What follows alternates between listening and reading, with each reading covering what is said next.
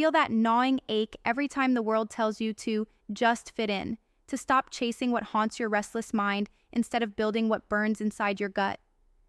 The exhaustion of pretending that everything's fine while your ideas, your vision, your raw, untamed ambition, not in a storm of doubt, red tape, and endless questions. Am I good enough? Am I doing this right? Should I just give up? You're not alone. The truth is, most founders drown in the same noise, the same fake rules written by those who fear the fire you carry. This isn't just about starting a business. It's about something deeper, finding your edge in a world designed to dull it. The biggest secret the ruthless founders cling to, the ones who seem unstoppable, doesn't live in some fancy strategy or startup hack. It's not about pitch decks, growth hacks, or even cash flow, though those matter. It's in how they see the world collapsing around them and still refuse to fold. They know that the rules that everyone swears by, those are the real chains. You're told freedom means comfort, that success means fitting into a box, but that's a lie wrapped in a glittering promise. Those founders burn the box. They learn to live not by what the world says, but by what their own fire demands. So what does that mean for you? It means you have to become someone ruthless with your time, your energy, your soul's mission. You have to stop treating the world's illusions like gospel and start questioning them with every fiber of your being. Ask yourself, why am I playing their game? Who decided this is the path to follow? And if the answer doesn't set your blood on fire, then tear it up and write your own. Here's where it gets real. Most founders get stuck in endless cycles of chasing the wrong things: validation, funding, followers. They chase acceptance like a drug, hoping to feel secure between the next investor call or the next headline. But ruthless founders, they don't seek permission. They build alone, they fall alone, they get up by themselves because they know no one is coming to save them. The moment you stop begging for attention, you start owning your story. You stop being a product of other people's rules, and that ownership, it's where power hides. Not power over others, power over yourself. Power to decide where your effort goes. Power to look at every challenge and say, "This is mine, I own it." Ruthless founders don't get stuck in victim mode. They tear down excuses with brutal honesty. They don't care what's fair or normal because they see a bigger game. For them, pain is fuel, not a wall. Failure is a stepping stone, and comfort is the enemy. You want actionable truth? Here it comes. The most ruthless founders master something invisible but deadly effective: relentless selectivity. They don't say yes to every opportunity or every voice in their ear. They learn to say no with no apologies to distractions, to ideas that don't spark their real fire, to anything that doesn't push them closer to what they were born to create. This kind of selectivity cuts through the noise like a blade. If you want what they have, start protecting your focus as fiercely as you'd shield your family. Next, they build ironclad patience. You see them in headlines burning bright, but behind the scenes, there's a quiet, powerful waiting game. Not the kind of waiting that means doing nothing. No, it's active, grinding patience. They understand that most victories don't come as explosions, but as slow shifts, day after day, sweat and grind and invisible progress. They resist the immediate dopamine rush in favor of building something concrete, lasting, immortal. You have to learn to love the waiting, to see it as your secret weapon, because everything spectacular takes time. But patience without transformation is just complacency. Ruthless founders never stop breaking their own limits. Day after day, they question what they think they know, what they tell themselves, what they allow to define their reality. They're brutal with self-reflection. When they hear internal doubts, they don't run or hide. They lean in and interrogate those doubts until they either break or turn into fuel. This isn't just about skills or knowledge. It's a mental revolution, shaking off every chain from inside out. Then comes something almost impossible for most: the ability to forge true connections with the right few.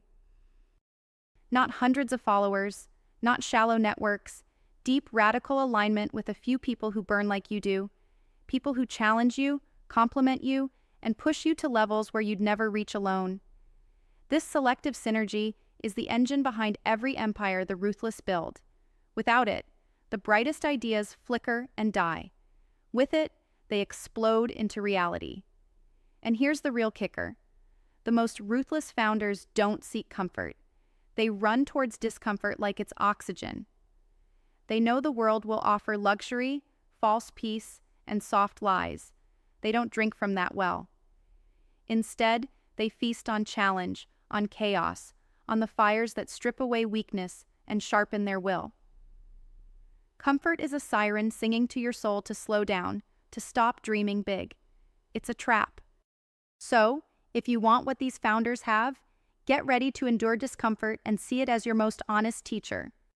Totally rewiring your approach to failure is another lesson most founders miss. Ruthless ones don't hide failure or feel shame. They study it. They mourn it fast and then dissect it like a scientist looking for the patterns everyone else misses. Every failure holds a secret map to solving the puzzle, but only if you're brutal enough to face it head-on, without excuses, without blame. This willingness to stare into failure's face and extract truth separates the so-so founders from the ruthless ones. Now, maybe this sounds cold. Maybe it sounds lonely. But here's the deep irony. This isn't about isolation, but about alignment. The ruthless founder might walk a path that feels solitary at times, but it's never lonely when they connect with the right few, and those few become a force that no old system can touch. So where does this leave you? It leaves you with a choice.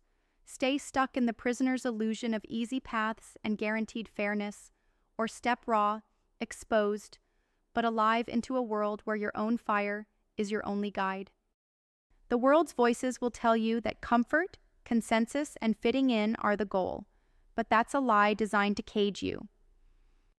True freedom is owning your rage, your dream, your slow and relentless march forward until the whole damn system bends to your vision. You want the brutal truth? This journey will test everything inside you. It will break the weak and elevate the relentless. If you're not ready to sacrifice comfort, to say no 1,000 times, to own every failure, and endlessly question your reality until it bends, then stop watching now. But if you feel that fire, the tension inside refusing to quiet, then know this: you're already one step towards becoming ruthless. This path isn't for the faint of heart or the quiet dreamer.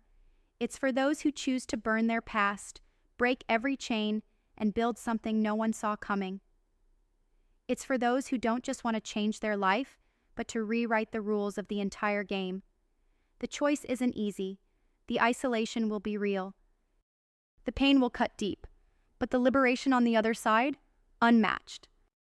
When you become ruthless, you lose the world's shiny false promises and find the raw, cold core of what it really means to live free and fierce.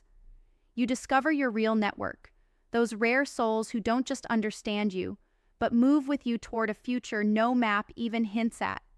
That's the power you possess right now, the power to say no, to own your path, to build relentlessly, to wait patiently while transforming every day, to connect deeply, to embrace pain, to learn from failure, and to burn the lies the world tells you about freedom.